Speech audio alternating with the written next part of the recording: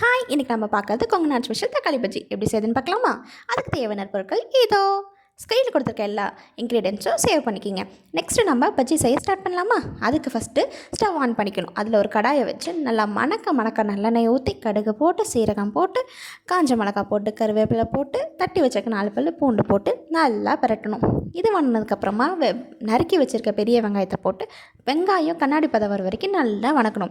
வெங்காயம் கண்ணாடி பதம் வந்ததுக்கப்புறமா கட் பண்ணி வச்சுருக்க தக்காளியை போட்டு தக்காளி வேகிறதுக்காக கொஞ்சம் உப்பு தண்ணி ஊற்றி 5 நிமிஷம் மூடி வைக்கணும்.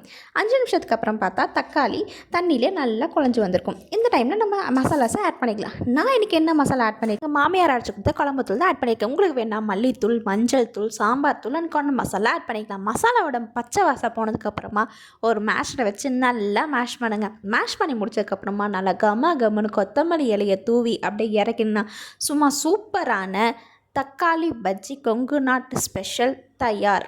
இது சாப்பாடு, இட்லி, தோசை, சப்பாத்தி எல்லாத்துக்கும் செம்மையாக இருக்கும். ட்ரை பண்ணி பார்த்துட்டு எப்படி இருக்குன்னு கமெண்ட்டில் சொல்லுங்கள். மறக்காமல் நம்ம சேனலை சப்ஸ்கிரைப் பண்ணிக்கோங்க.